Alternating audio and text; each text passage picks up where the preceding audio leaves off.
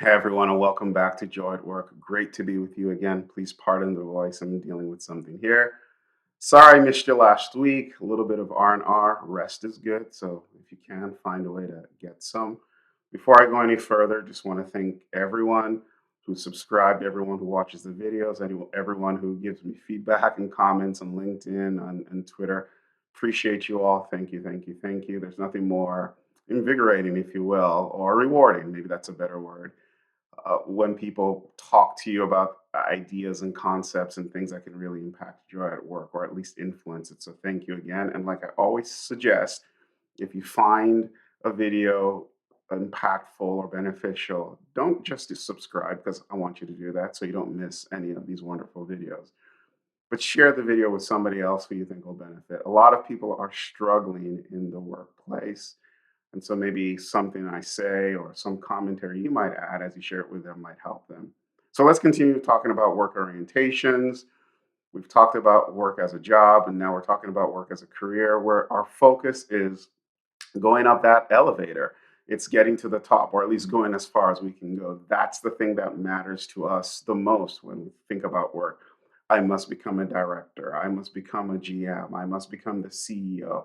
These are the things that we pursue, and we do everything that we think matters to us. And as I said in the previous video, there was a point in my career where that was what mattered to me. I wanted to be a big time architect, chief architect, and so every performance review as well, I would focus on that. And candidly, our organizations are structured in such a way that it's almost implied that you need to think about your career and need to have a strong orientation towards advancing your career. Kind of look at people strange who are not really excited about getting promoted, except they're like at the end of their career and thinking about retirement.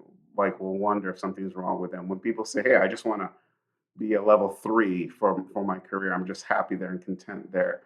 We kind of look at them weird. So that's just another line of inquiry, another thread to pull on, but that's not for today. I just want to reflect on why, if career orientation is your orientation, like you think about work primarily through the lens of it being a career and a career where you need to advance, why is that the case?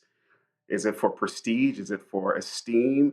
Is it because you feel people respect you? Is your identity wrapped in it? Is it because that's just what you've come to know that you need to advance and go forward? Or is it because you believe if you get to the top of the food chain, if you will, you'll be able to make a difference or maybe collect all the rewards that are at the top of the food chain? I don't know, but I want you to reflect on this if you think that this is the your primary or predominant orientation towards work. I know people who will do anything to advance up the career ladder, nearly almost anything, illegal and legal, quite honestly, or ethical and unethical. Is this you?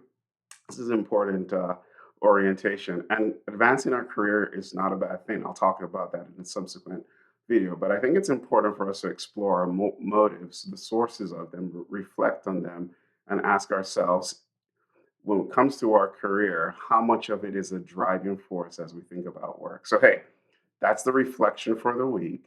If you've kind of looked at yourself and say, hey, for me, work is primarily about advancement, it's about esteem, it's about precision, prestige, excuse me.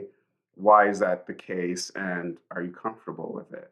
All right, till I see you next time, be safe and experience joy at work. Bye.